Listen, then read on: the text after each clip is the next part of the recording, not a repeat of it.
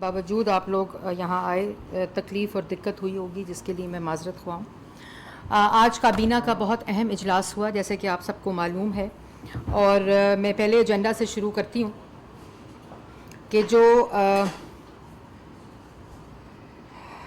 کابینہ میں سب سے پہلے ایجنڈا کے اوپر جو ہیلی کاپٹر کا حادثہ ہوا ہے اور اس میں افواج پاکستان کے لوگ شہید ہوئے ہیں، افسران، اور سیلاب سے جاں بحق ہونے والے افراد، پورے پاکستان میں جہاں جہاں سیلاب کا آبی ریلا آیا ہے اس کے اندر جتنے بھی لوگ جاں بحق ہوئے ہیں، اور اس دن جو ادھوناک افسوسناک واقعہ ہیلی کاپٹر کا ہوا جس میں افواج پاکستان کے لوگ شہید ہوئے، افسران شہید ہوئے جو اپنی ذمہ داری نبھاتے ہوئے سیلاب زدگان علاقوں میں مانیٹرنگ مشن کے اوپر تھے، جو وہاں کی ریلیف ایکٹیویٹیز ہیں، وہاں کی ریہیبلیٹیشن کی ایکٹیویٹیز ہیں اور وہاں کی ریلیف کی ایکٹیویٹیز کو مانیٹرنگ کرتے ہوئے، تو اس کے لیے خصوصی دعا کی گئی اور ان کو خراج تحسین بھی پیش کیا گیا۔ دوسرے ایجنڈا کے اوپر کابینہ نے یونانیمسلی جو وزارت مذہبی امور کے وزیر ہیں مفتی عبدالشکور صاحب، ان کو حج کے بہترین انتظامات کے اوپر بہت اپریشیٹ کیا گیا، اور ان کی وہاں جتنے انتظامات تھے ان کے اوپر جو پبلک کی بھی رائے آئی ہے اس کے مطابق ان کو اپریشیٹ کیا گیا۔ اس کے علاوہ کابینہ میں جو ری انشورنس کمپنی لمیٹڈ ہے اس کے جو سی ای او کی تعیناتی ہوئی، اور جس میں 3 افراد پر مشتمل ایک پینل آیا، جس میں سے کابینہ نے فرمان اللہ کو چیف ایگزیکٹو آفیسر بنانے کی منظوری دے دی ہے۔ اس کے ساتھ ساتھ جو کابینہ میں بہت تفصیلی جو این ڈی ایم اے کی، پی ڈی ایم اے کی جو رپورٹس ہیں، اور آپ کو پتہ ہے کہ کس طرح وزیر اعظم صاحب خود ان علاقوں کا دورہ کر رہے ہیں جہاں سیلاب سے تباہی آئی ہے، لوگ جاں بحق ہوئے ہیں، ان کی ریلیف کی، ریہیبلیٹیشن کی ایکٹیویٹیز کو خود مانیٹر کیا جا رہا ہے۔ اور جا کے آپ نے دیکھا کہ جب وہ بلوچستان میں گئے اور وہاں بھی جو جہاں جہاں ریلیف کے نہیں پہنچی تھیں چیزیں، جہاں جہاں کوتاہیاں تھیں، جہاں جہاں مانیٹرنگ کے اندر وہ تمام چیزیں نظر آئیں، ان کا فوری طور پر ایکشن لیا گیا۔ اور یہ جو دورہ ہے وزیر اعظم کا، آج بھی وہ ٹانگ کے علاقے ڈیرہ اسماعیل خان گئے ہوئے تھے، اس کے بعد ٹانک گئے، اور پھر ڈیرہ اسماعیل کے علاقے رمک میں ہم لوگ گئے، میں ان کے ہمراہ تھی، وہاں بھی ان تمام چیزوں کا جائزہ لیا گیا۔ اور ایک ہی بات پہ پرائم منسٹر نے فوکس کیا کہ صوبائی حکومتوں کے ساتھ مل کر وفاق جہاں جہاں بھی اپنا کردار ہے اس کو ادا کرے گی، اور وہاں کی صوبائی انتظامیہ کو بھی یہ ہدایت جاری کی کہ فوری طور کے اوپر جو ریہیبلیٹیشن ریلیف کے چیزیں ہیں وہ ان تک پہنچائی جائیں، اور اس کے ساتھ ساتھ یہ بھی ہدایت کی کہ جہاں بحق ہونے والے جو افراد ہیں وہاں اہل خانہ کو 10 لاکھ روپے کے امدادی چیک دیے جا رہے ہیں، اور فوری طور پر اس کو کمپلیٹ کرنے کی آرڈرز پرائم منسٹر نے دیے ہیں۔ اس کے ساتھ ساتھ جو تباہ شدہ گھروں کی تعمیر کے حوالے سے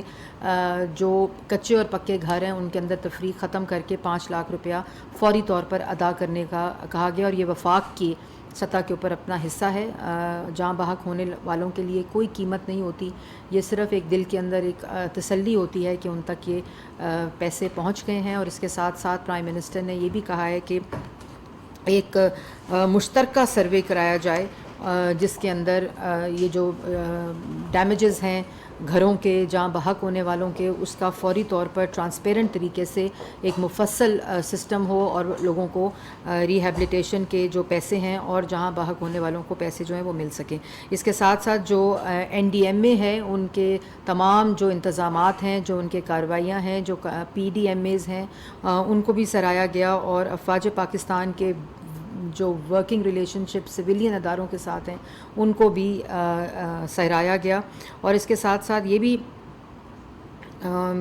تخمینہ لگانے کے لیے این ڈی ایم اے کو خصوصی طور پر صوبائی حکومتوں کے ساتھ ایک مشترکہ، جو میں نے پہلے کہا کہ ڈسٹرکٹ لیول کے اوپر جتنی مینجمنٹ اتھارٹیز ہیں سیلاب سے ہونے والے نقصان کا تخمینہ لگانے کے لیے فوراً ہدایت جاری کر دی، اور اس پروسیس کو جلدی مکمل کرنے کی بھی کابینہ کی طرف سے ہدایت جاری ہوئی ہے۔ اس کے ساتھ ساتھ وزیر اعظم نے اس موقع پر وزیر خزانہ مفتاح اسماعیل صاحب کی قیادت میں ایک کمیٹی تشکیل دی ہے کہ فوری طور پر جب یہ سروے مکمل ہو، اور جہاں جہاں سے یہ سروے مکمل ہوتا ہے فوری طور پہ ادائیگیوں کا جو سلسلہ ہے اس کو جاری کر دیا جائے، اور ایک ٹرانسپیرنٹ طریقے کے ذریعے، اور اس میں کابینہ کے دوسرے منسٹرز کو بھی شامل کیا گیا ہے۔ اور جو بحالی ہے تعمیر نو ہے اور جہاں بحق ہونے والوں کے جو پیسے ہیں ان کو فوری طور پر دینے کی ہدایت کی گئی ہے. اور ایک اور چیز کہ کابینہ میں جو وزارت اقتصادی امور کی ہدایت کی ہے، ان کو ہدایت کی ہے کہ پاکستان میں موجودہ جو بین الاقوامی ڈونر ایجنسیز ہیں ان کو بھی یہ کہا جائے کہ جو خالی ڈیزاسٹر جو رسک مینجمنٹ ہے یا ڈیزاسٹر مینجمنٹ ہے اس کے اندر جو واٹر انفراسٹرکچر ہے، جو ریلیف ہے، جو ریہیبلیٹیشن ہے، اس میں اپنا کردار ادا کریں. اور یہ تمام انٹرنیشنل ایجنسیز کو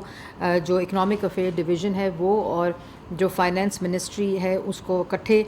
اس تعمیر نو اور بحالی میں اپنے وسائل اور اپنا حصہ ڈالنے کے لیے ایک ہدایت جاری کی ہے. اور وہ جلد ہی اس کا اجلاس جو انٹرنیشنل ڈونر ایجنسیز ہیں جو ریہیبلیٹیشن میں ایکسپرٹیز بھی رکھتی ہیں ان کو انوائٹ کرنے کو لیے کہا گیا ہے. اس کے ساتھ ساتھ یہ بھی ایک بات آئی اور بہت اس میں زور دیا گیا کہ جتنے بھی ملک کے اندر این ڈی ایم ایز ہیں، وزارت اقتصادی امور ہے جس کو اکنامک افیئر ڈویژن کہتے ہیں، جہاں انٹرنیشنل این جی اوز ہیں، مقامی این جی اوز ہیں، ڈونر ایجنسیز ہیں، اور وہ تمام لوگ جو مخیر حضرات ہیں جو ملک کے اندر اس وقت جو سیلاب سے آیا ہوا ایک صورتحال ہے اس میں اپنا اپنا حصہ ڈالنے کی اپیل ہے. جو لوگ اپنا حصہ ڈال سکتے ہیں، میں خود وہاں پرائم منسٹر کے ساتھ موجود تھی، میں الفاظ میں بیان نہیں کر سکتی کہ یہ ایسی انپریسیڈنٹڈ اس وقت مانسون آئی ہے اور اس کا جو لیول ہے وہ بھی ملک کی تاریخ میں پہلے کبھی نہیں ہوا اس میں. اور وہ لوگ جو جس حالت میں وہاں ہیں، ایک ایبسلوٹ پروٹیکشن تو کبھی بھی نہیں ہو سکتی اس طرح کی ڈیزاسٹر مینجمنٹ کی، اور یہ پورے خطے میں ہے. لیکن جہاں جہاں ہم سب پاکستانی بہن بھائی مخیر حضرات، صاحب حیثیت حضرات اس میں اپنا حصہ ڈال سکتے ہیں تو یہ ان تمام لوگوں کے لیے بہت ہی بڑی مدد بھی ہوگی اور احصال ثواب بھی ہوگا. اس کے ساتھ ساتھ جو پاکستان اور ڈنمارک کی حکومتوں کے درمیان فریم ورک اگریمنٹ کی منظوری دی گئی ہے. اس معاہدے پر دستخط ہونے کے بعد ملکوں کے درمیان معاشی تعلقات اور اس کے اوپر ایک نئے باب کا آغاز ہوگا اور اس کو فوری طور پہ امپلیمنٹیشن فریم ورک کے اوپر لے جانے کی ہدایت دی گئی ہے. اسی طرح جو اس معاہدے قواعد میں سود سے پاک قرضہ 35% سبسڈی اور ڈینش ٹیکنالوجی کی پاکستان میں منتقلی بھی شامل ہے. یہ بڑا ایک سٹیپ ہے. اس کے ساتھ ساتھ وزارت داخلہ میں وفاقی کابینہ، یہ بہت ہی ایک اہم ایجنڈا پوائنٹ ڈسکس ہوا کہ وزارت داخلہ نے جو وفاقی کابینہ کی یوم آزادی کے حوالے سے قیدیوں کی سزاؤں میں جو کمی ہے اس کے اوپر ایک رپورٹ اور ریکمنڈیشن پیش کی، اور اس کے مطابق کابینہ نے تفصیلی غور و غوص کے بعد 75ویں یوم آزادی کی مناسبت سے قیدیوں کی سزاؤں کے حوالے سے دوبارہ سمری پیش کرنے کو کہا، اور اس میں اس سلسلے سے متعلقہ قوانین کی روشنی میں ان قوانین کا جائزہ لینے کے بعد بزرگ، خواتین اور بچوں اور وہ تمام قیدی جو اپنی سزا کا 2/3 حصہ کاٹ چکے ہیں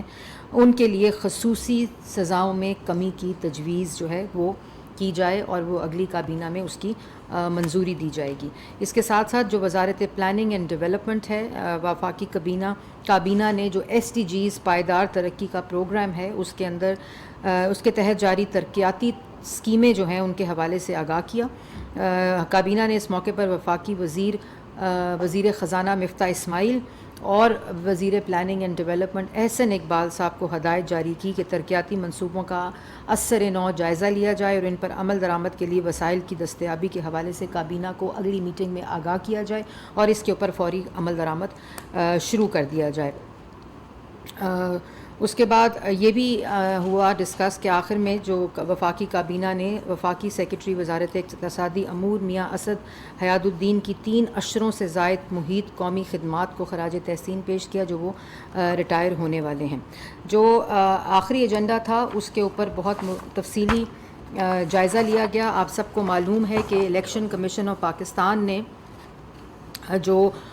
فورن فنڈنگ کیس ہے جو 8 سال سے تاخیر کا شکار تھا، آخر کار اس کا فیصلہ دیا ہے، جو پولیٹیکل پارٹی آرڈر 2002 کے تحت اور الیکشن ایکٹ 2017 کے تحت ایک الیکشن کمیشن کا فیصلہ آیا ہے جس کے اندر جو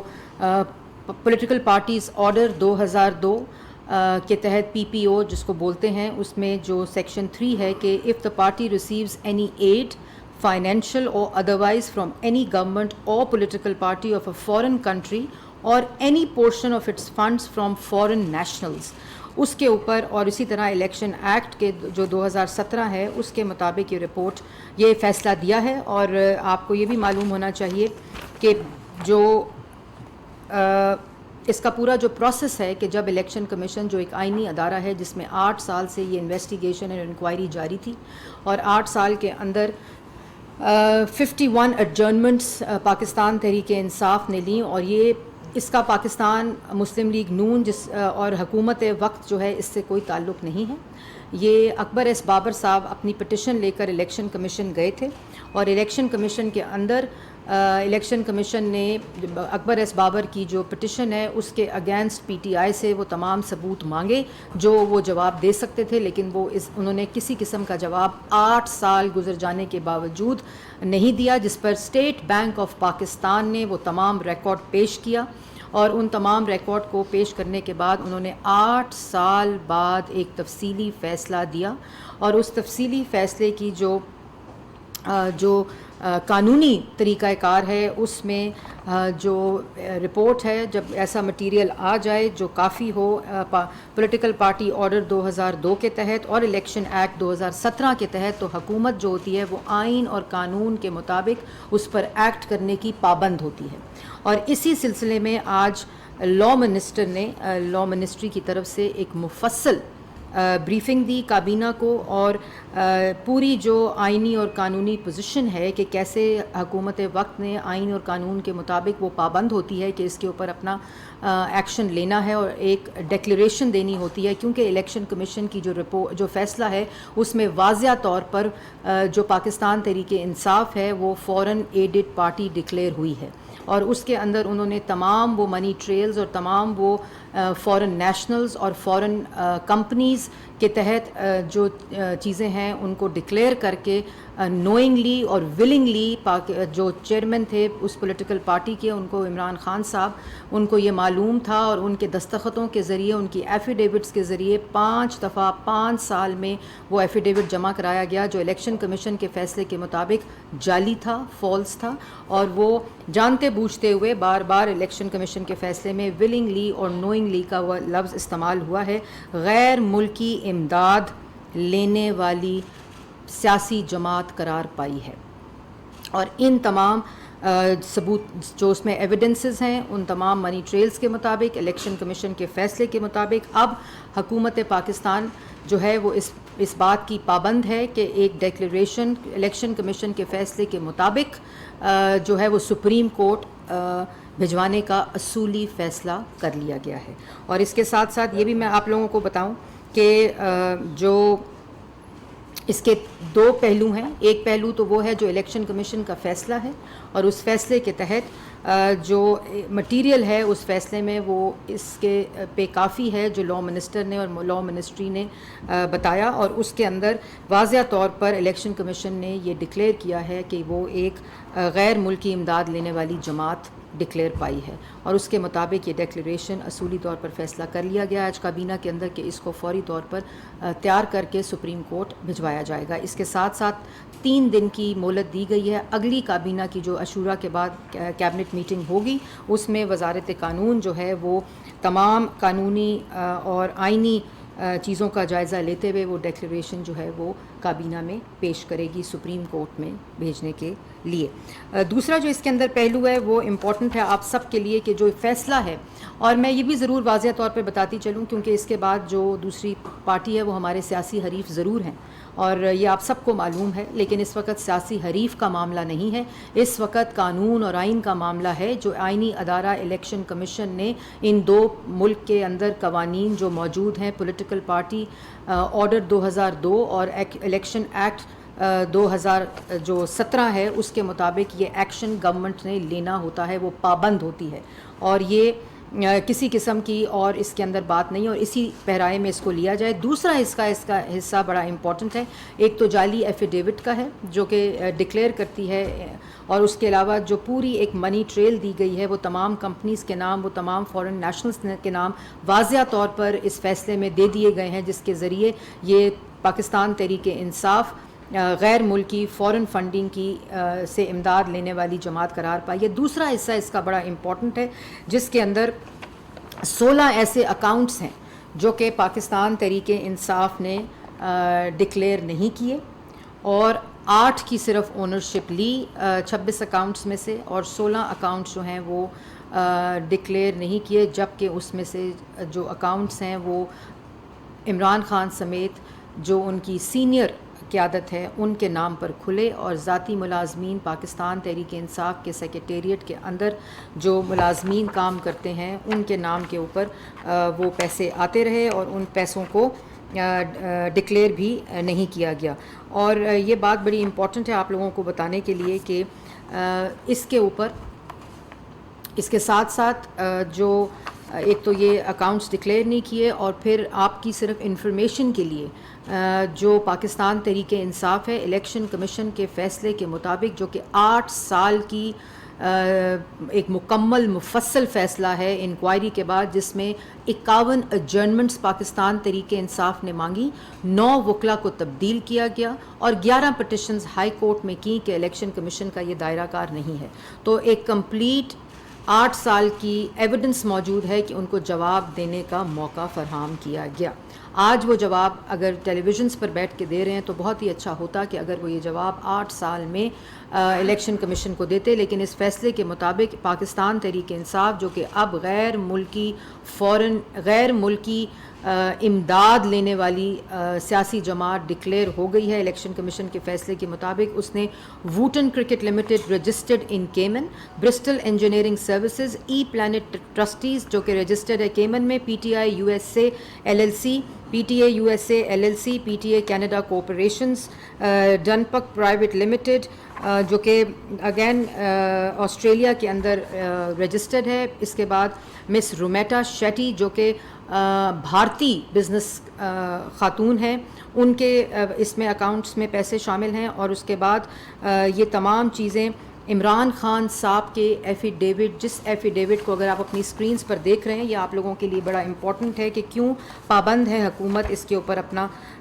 ڈیکلیریشن دینے کی آئین اور قانون کے مطابق۔ اس میں عمران خان صاحب کا جو ایفیڈیوٹ الیکشن کمیشن کے اندر آپ دیتے ہیں ایز پولیٹیکل پارٹی چیئرمین یا پریزیڈنٹ، اس میں no funds from any source prohibited under the political parties order 2002 were received by the party. Number 1. Number 2, statement contains an accurate financial position. And number 3, the information is correct to the best of my knowledge and belief.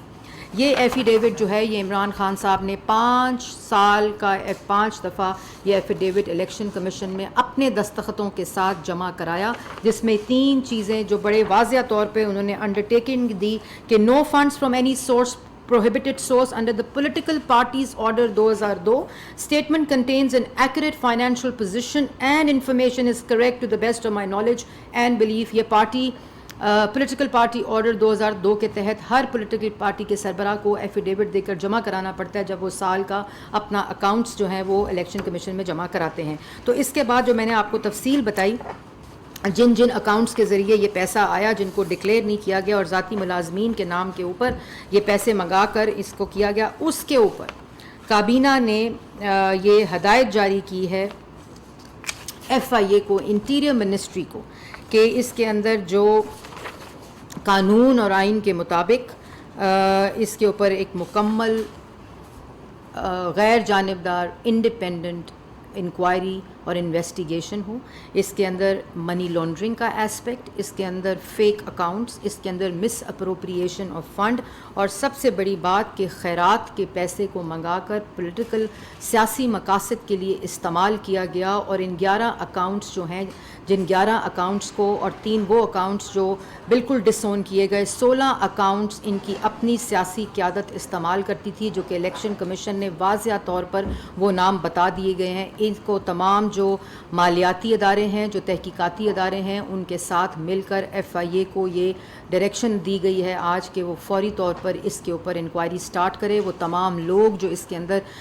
اس جرم کے اندر شامل ہیں، اس کے against بھی inquiry آج سے شروع کر دی گئی ہے کابینہ کے فیصلے کے مطابق۔ اور اس کے اندر جو اسٹیٹ بینک آف پاکستان ہے، ایف بی آر ہے، ایف آئی اے ہے، ملک کے اندر جتنے مالیاتی اور تحقیقاتی ادارے ہیں ان تمام کے ریپس موجود ہوں گے، اور ایک ایسی انکوائری ہوگی جو کہ تمام الیکشن کمیشن کی فیصلے کے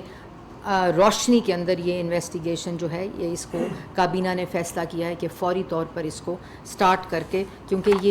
یہ ایک ایسا جرم ہے جو میں آپ کو بتاتی چلوں، الیکشن کمیشن کے فیصلے کے مطابق پاکستان کی تاریخ میں پہلی دفعہ کسی سیاسی جماعت کو فورن ایڈڈ غیر ملکی امداد لینے والی جماعت قرار دیا گیا ہے۔ دوسری بات، پہلی دفعہ وہ ایفیڈیوٹ جو کہ پارٹی کا سربراہ جمع کراتا ہے، جو کہ اس نے 5 دفعہ جمع کرایا الیکشن کمیشن کے اندر اپنے دستخط کے ساتھ، وہ فالس ہے، وہ جعلی ہے۔ تو یہ جعل سازی کا جو ایک مقدمہ انویسٹیگیشن ہے۔ پھر وہ اکاؤنٹس جو اپنے ذاتی اکاؤنٹس تھے، وہ فورن فنڈنگ کے ملک کے اندر ٹرانزیکشن کے لیے اور ٹرانسفر کے لیے استعمال ہوتے رہے، اپنی سیکریٹریٹ کے ملازمین کے اکاؤنٹس کو استعمال کیا گیا۔ یہ منی لانڈرنگ بغیر کسی ڈیکلریشن کے جو ایسپیکٹ ہے۔ پھر اس کے ساتھ ساتھ جو مس اپروپریشن آف فنڈز ہے کہ وہ فنڈز جو ملک کے اندر آئے اس کی جو وہ کہاں لگے، یہ ایک پراپر انویسٹیگیشن کے ذریعے۔ اور پھر جو میں نے آپ کو تمام فورن جو کمپنیز ہیں ان کا بھی تفصیلی الیکشن کمیشن کی رپورٹ اور الیکشن کمیشن کے فیصلے کے مطابق جو میں نے آپ کو تفصیل بتائی، تو اس کے اوپر ایک فیصلہ کیا گیا ہے کہ ایک complete investigation FIA interior ministry کی اس میں کیا جائے گا، کرنے کا فیصلہ کیا گیا ہے۔ تو یہ آج کے کابینہ کی کارروائی تھی جو آپ کے سامنے میں نے پیش کی بغیر کسی سیاسی پوائنٹ سکورنگ کے۔ وہ انشاءاللہ موقع رہا تو اگلی دفعہ پریس کانفرنس میں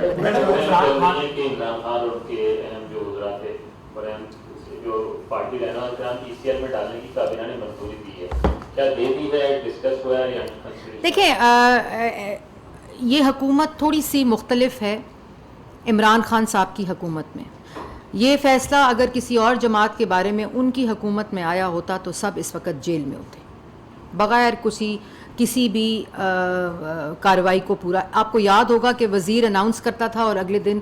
سیاسی جماعت کا سربراہ جو ہوتا تھا وہ گرفتار ہو جاتا تھا۔ تو ہم نے 2 چیزوں کا آج فیصلہ دیا ہے، ایک جو ڈیکلیریشن جس کی حکومت پابند ہے آئین کے مطابق، قانون کے مطابق، پارٹی آرڈر کے قانون کے مطابق اور الیکشن ایکٹ کے مطابق، اس ڈیکلیریشن کا اصولی فیصلہ ہو چکا ہے جو سپریم کورٹ پہنچایا جائے گا۔ آگے سپریم کورٹ کا دائرہ کار ہے جو اس کے اوپر امپلیمنٹیشن ہوگی۔ دوسرا اصولی فیصلہ یہ کیا گیا ہے کہ جتنے اس کے اندر کرمنالٹی کے عنصر ہیں اس فیصلے کے اندر الیکشن کمیشن کے، وہ یہ قانونی اور آئینی دائرہ کار ہے FIA کا، باقی جو FBR ہے یا اسٹیٹ بینک ہے یا نیب ہے اس کے مطابق اس کے اوپر ایک انکوائری ہو اور اس کے اندر جو پروسیجر ہے وہ آئین اور قانون کے مطابق فالو کیا جائے گا۔ میڈم یہ بتائیے گا کہ ایک تو یہ کہ کیا صرف آج ریفرنس کا فیصلہ ہوا یا کہ جو آپ کے بطور جو بیان جاری ہے کیا اس پر بھی جو آرٹیکل 63 کے حوالے سے جو کارروائی پر کوئی غور کیا گیا یا جو فیصلہ کیا گیا ہے؟ اور پاکستان تحریک انصاف نے اسی فیصلے کی بنیاد پر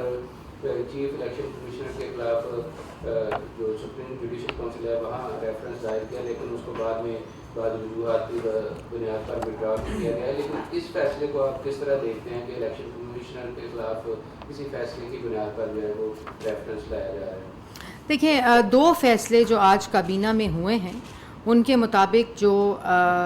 میں نے آپ کو دونوں فیصلے بتا دیے ہیں، اس کے علاوہ جو جب وہ اگلی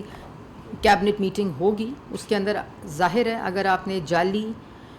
دستاویز، اور یہ دیکھیں یہ عمران خان کی ذات کی بات نہیں ہے، یہ عمران خان صاحب کی اپنی ذاتی وہ نہیں ہے، یہ ایک سیاسی جماعت جو پولیٹیکل پارٹی آرڈر 2002 کے تحت پاکستان میں رجسٹر ہے، اس کو قرار دیا گیا ہے کہ اس نے غیر ملکی فورن فنڈنگ لی ہے، امداد لی ہے، جس کو نیشنل سے بھی لی ہے اور کمپنیز سے بھی لی ہے، ملک کے اندر بھی کمپنیز سے لی ہے جس کی قانون اجازت نہیں دیتا، اور یہ اتنا بڑا جرم ہے۔ اور پھر وہ پیسہ جب آیا اس کو ڈکلیئر نہیں کیا،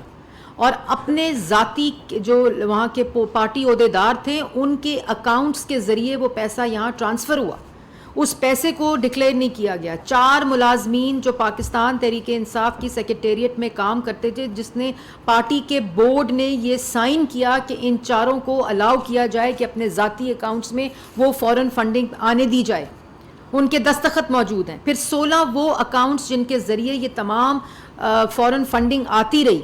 ملک کے اندر جو قانون اور آئین کی خلاف ورزی تھی اس کے تحت ایک ڈیکلیریشن ہے، اور اس ڈیکلیریشن کے اندر جو قانونی اور آئینی طریقہ کار ہے وہ اگلی کابینہ میں اسی لیے یہ 3 دن دیے گئے ہیں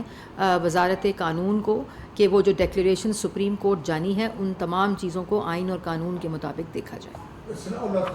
میڈم 2-3 سوال۔ ایک تو لوگوں کو یہ ذرا سمجھانے کی ضرورت ہے یہ ڈیکلیریشن کس قسم کا ہوگا، کس طرح جائے گا، اور اس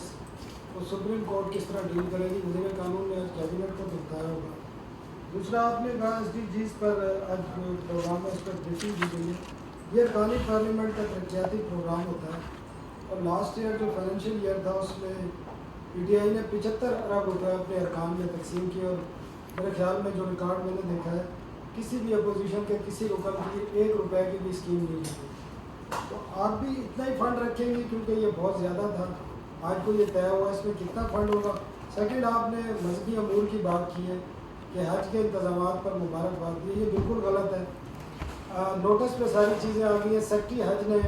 DG حج کو ایک شو کاز نوٹس جاری کیا ہے جس میں حج انتظامات کی ویڈیو بھی آئی ہیں، لوگ ذلیل ہو گئے اس دفعہ، اور بہت برے انتظامات تھے، اس پہ باقاعدہ وہ لیٹر میڈیا میں بھی آ چکا ہے، اور یہ کارروائی کرنے کی ہدایت کی گئی، اسٹیبلشمنٹ کو لیٹر لیا گیا۔ تو کس چیز کی دیکھیے تین سوال ہو گئے، سوال پورے 3 سوال آپ نے کیے ہیں۔ ایک تو آپ نے سوال کیا کہ ڈیکلیریشن کا کیا طریقہ کار ہوگا، وہ میں نے واضح طور پہ آپ کو بتایا کہ جو لا منسٹری ہے اس نے ایک مفصل تفصیلی پروسیس کے اوپر اکارڈنگ ٹو قانون اور آئین ایک بریفنگ دی، جس کے اندر ہم گورنمنٹ آف پاکستان جو ہے جب یہ ایسی کوئی فیصلہ آتا ہے تو وہ ایک آئینی ادارے سے تو اس کی پابند ہوتی ہے کہ وہ ڈیکلیریشن کی صورت میں سپریم کورٹ کو پہنچایا جائے، کیونکہ فیصلے نے یہ ڈکلیئر کر دیا ہے کہ پاکستان تحریک انصاف ایک غیر ملکی امداد لینے والی پارٹی ہے۔ اب اس کے تمام جو تقاضے ہیں وہ پورے ہو کر جو اس کی شکل ہے وہ اگلی کیبنٹ میں پیش ہوگی، اور انشاءاللہ یہ ثناء اللہ صاحب یہ بھی آپ کو بتا دوں کہ تمام لوگوں یہ تمام چیزیں پبلک ڈومین کا حصہ ہوں گی، کوئی چیز چور دروازے سے نہیں بھیجی جائے گی سپریم کورٹ، جیسے قاضی فائز عیسیٰ کا بھیجا گیا تھا۔ یہ تمام کیونکہ یہ دیکھیں یہ پبلک فنڈز ہیں، اس میں یہ جب آئے ہیں ملک کے اندر یہ کہاں گئے، کس پہ لگے، اور جو آج ملک کا حالات ہے یہ کہاں سے تانے بانے جڑتے ہیں، ان تمام کی انکوائری ہوگی۔ اور دوسری بات، اوورسیز پاکستانی آپ کو پیسے دیں خیراتی اور آپ یہاں استعمال کریں سیاسی مقاصد کے لیے، تو یہ تمام چیزیں جو FIA میں بھی انویسٹیگیٹ ہوں گی، وہ ایک ایک چیز پبلک ہوگی، اس کی ساری چیزیں میڈیا پہ بتائی جائیں گی جو انکوائری کے اندر ہوں گی، جو ذمہ داری لگی ہے۔ اسی طرح یہ ڈیکلیریشن جب آتی ہے کابینہ کے اندر اگلی میٹنگ میں، اس کو بھی انشاءاللہ میں ادھر ہی بیٹھ کے بریف بھی کروں گی اور آپ سب کو اس کی کاپی بھی دی جائے گی۔ جی، اور دوسرا سوال آپ نے کیا، دیکھیں یہ بات میں آپ کو ثناء اللہ صاحب ضرور بتانا چاہتی ہوں آپ کے سوال کے توسط سے لوگوں کو بھی، کہ جس وقت MNA جو اپنی کانسٹیچوئنسی کو ریپرزینٹ کرتا ہے اس کو فنڈ اس کے پرسنل اکاؤنٹ میں نہیں جاتا یا اس کی جیب میں نہیں جاتا، یہ اسی طرح PSDP کے فنڈز جس طرح امپلیمنٹ ہوتے ہیں، جس طرح خرچ کیے جاتے ہیں، اس کے اوپر ایک پوری مانیٹرنگ ہوتی ہے جو ڈسٹرکٹ سطح کے اوپر UC سطح کے اوپر ایک پورا اس کا میکنزم موجود ہے، اور اسی کے تحت یہ ہوتی ہے۔ اور اگر کوئی MNA چاہتا ہے اس کے حلقے میں اسکول بنے، سڑکیں بنے، ہسپتال بنے، یہ ان کی SDGs کیا ہے، سسٹینیبل ڈیولپمنٹ گولز ہیں جس کا پاکستان سگنیٹری ہے، جس کے اندر poverty alleviation, health, education, climate change, disaster management, cities, یہ سڑکیں، انفراسٹرکچر، ایمونائزیشن، یہ تمام وہ پروجیکٹس ہیں جو SDGs کے اندر آتے ہیں، اور اس کا ایک طریقہ ٹرانسپیرنٹ طریقہ ہوتا ہے۔ لیکن انشاءاللہ اس دفعہ اپوزیشن کو بھی اس پورے پروسیس میں شامل بھی کیا جائے گا، اور جو فنڈ جو مختص کریں گے اس کا بجٹ، ان کو بھی اس میں مشاورت کے لیے بھی، اور ان کا حصہ بھی اس میں موجود ہوگا۔ تیسرا آپ نے سوال کیا تھا حج۔ دیکھیں حج ایک بہت بڑا افیئر ہوتا ہے،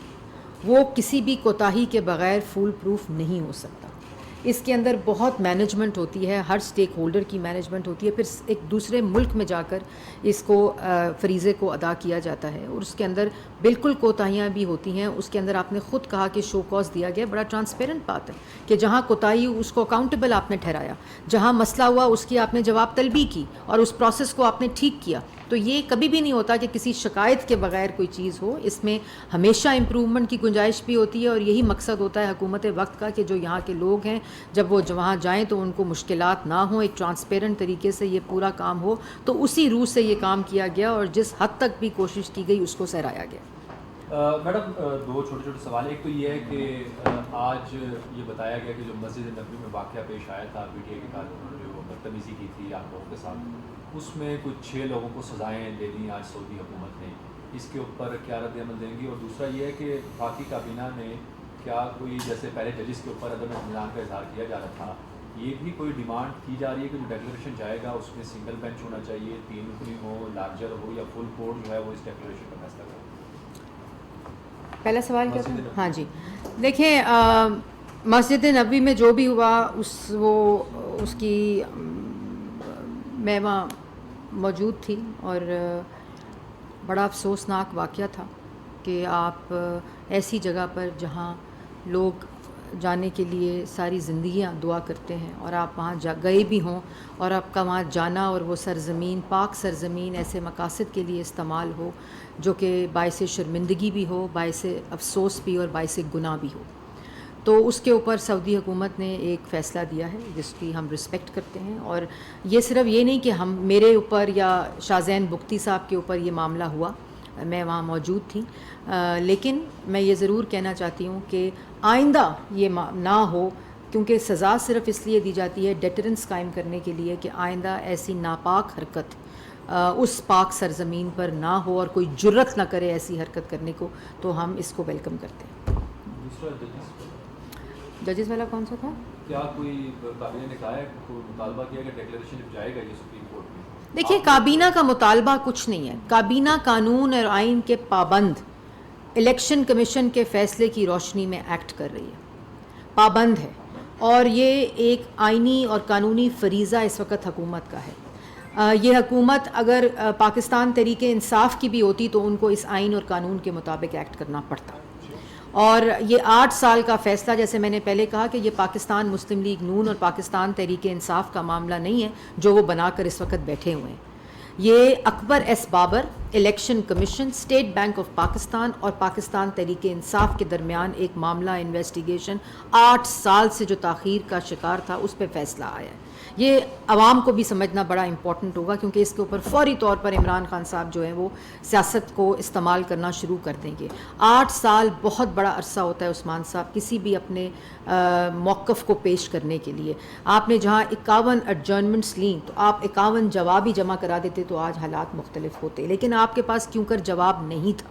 آپ نے 8 سال فرار حاصل کی الیکشن کمیشن سے. آپ نے دیکھا, اسی ملک میں دیکھا, اسی قانون کے تحت دیکھا کہ پاکستان کا 3 دفعہ کا منتخب وزیر اعظم سپریم کورٹ کو خود خط لکھ کر انوائٹ کرتا ہے کہ اس کے اوپر جو الزام لگائے اس کی تحقیقات ہوں, اور پھر ایک وہ انکم اپنے بیٹے کی کمپنی سے جو تنخواہ نہیں لی اس پر بلیک لاء ڈکشنری کا سہارا لیتے ہوئے ایک قانون بنایا گیا اور اس کو آؤسٹ کیا گیا. یہاں 351 کمپنیوں سے پیسے وصول کیے گئے, فورن فنڈنگ لی گئی, فورن نیشنل سے, فورن کمپنی سے اور مقامی کمپنیوں سے, جو کہ قانون کی صریحاً خلاف ورزی اور پاکستان کے قانون اور آئین کے مطابق جرم ہے. اور یہ نہیں ہو سکتا کہ اس کے اوپر جو انٹرپریٹیشن آف کانسٹیٹیوشن ہے وہ ڈیفرنٹ ہو, اور یہی وہ روح ہے جس کے مطابق کابینہ نے ایکٹ کیا ہے, آئین اور قانون کے مطابق ایکٹ کیا ہے. اور انشاءاللہ یہ وہ حکومت ہے جو کسی سیاسی انتقام کا نہ اس کا مقصد ہے, لیکن یہ ضرور ہے کہ جو قانون ہے وہ اپنا راستہ رہے. یہ پہلی کابینہ کی بریفنگ اگر آپ کو یاد ہو, جب ہماری کولیشن گورنمنٹ آئی تو آپ نے یہ سوال کیا تھا تو میں نے یہی جواب دیا تھا کہ یہ قانون اپنا راستہ لے گا. Thank you. آپ کھڑے کیوں ہیں؟ بات سن رہی ہوں آپ کی. وفاقی کابینہ اجلاس کے بعد بریفنگ دے رہی تھی. انہوں نے کہا کہ سیلاب متاثرین کی بحالی کے لیے فوری طور پر فنڈز کی فراہمی یقینی بنائی جا رہی ہے. وزیر اعظم سیلاب زدہ علاقوں کا خود دورہ بھی کر رہے ہیں. تباہ ہونے والے مکانات کے لیے 5-5 لاکھ روپے دیے جا رہے ہیں. وزیر اعظم نے نقصانات کا تخمینہ لگانے کے لیے NDMA کو ہدایات بھی جاری کر دی ہیں. وزیر اعظم نے جاں بحق ہونے والوں کے لواحقین کے لیے 10-10 لاکھ روپے جاری کرنے کی ہدایت بھی کی ہے. انہوں نے کہا کہ کابینہ اجلاس میں الیکشن کمیشن کے PTI کے خلاف فیصلے کا بھی جائزہ لیا گیا. उनका कहना था कि ममनुआ फंडिंग केस पर आइन और कानून के मुताबिक कार्रवाई की जाएगी। पीटीआई ने 16 अकाउंट्स डिक्लेयर नहीं किए हैं। इमरान खान ने इलेक्शन कमीशन से 8 साल फरार इख्तियार की। राह फरार इख्तियार की जाने के लिए मुख्तलिफ कोशिशें की जाती रहीं। हीले बहानों से इस केस को इल्तवा का शिकार रखा गया और 8 साल के बाद इस केस का अब फैसला आया है। कानून और आइन के मुताबिक इसके ऊपर कार्रवाई की जाएगी। आपको बताएं कि वफाकी वज़ीर इत्तलात व नशियात ने कहा कि 16 अकाउंट्स पीटीआई क़यादत ने अपने ज़ाती मकासद के लिए इस्तेमाल किए। इलेक्शन कमीशन के फैसले में मुल्क की तारीख में पहली मरतबा किसी जमात को गैर मुल्की फंडेड करार दिया गया। इमरान खान ने इलेक्शन कमीशन से 8 साल तक राह फरार इख्तियार की।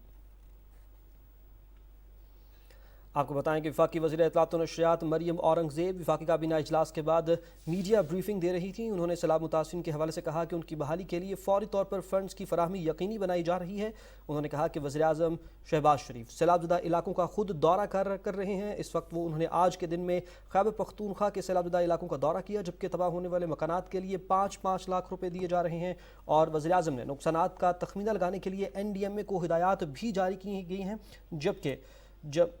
मुतालबा नहीं, ये मेरा फ़र्ज़ है और मैं जिस मनसब पे बैठी हूँ, ये मैं जैसे अभी शाकिर ने कहा कि मैं इसकी कस्टोडियन हूँ और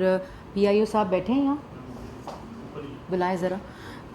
बात ये है कि मैंने ये पहले कहा था कि मैं किसी भी ऐसे अदारे को पैसे नहीं दूंगी जो अपनी तनख्वाही नहीं देगा। फिर जो कोविड कट लगा था पिछले दौर में, तो वो कट्स इसलिए लगे कि आप लोगों को भी कंट्रोल किया जाए और आपके अदारों को भी कंट्रोल किया जाए और उनको दोनों तरफ से। तो हमें ना आपको कंट्रोल करने की ज़रूरत है, ना आपके अदारे को कंट्रोल करने की ज़रूरत है। तो मैं अभी PIO साहब को ये हदायत देती हूँ कि कोई भी अगर कोविड फ़ंड रिवर्सल जिस अदारे का नहीं हुआ, वजारत इत्तलात से उनको किसी किस्म का बिज़नेस नहीं मिलेगा, क्योंकि वर्किंग जर्नलिस्ट जिस मुश्किल हालात में काम करता है वो मुझसे ज़्यादा बेहतर कोई नहीं जानता। मैंने 4 साल आप लोगों को अपने साथ सड़कों पे देखा है, गर्मी हो, बारिश हो, धूप हो, आंधी हो, आप लोग अपनी रिपोर्टिंग के लिए और उसी अदारे की रिपोर्टिंग के लिए जिस तरह काम करते हैं उसको मैं खराज तहसीन पेश करती हूँ। लेकिन खराज तहसीन से पेट नहीं भरता, खराज तहसीन से घर नहीं चलते। तो ये मैं अभी डायरेक्शन देती हूँ और मैं इसके ऊपर पूरी रिपोर्ट मंगवाऊंगी। आप लोगों से भी PFUJ की सतह के ऊपर आप देंगे या इंडिविजुअली दे दें, ये PIO साहब को दे दें,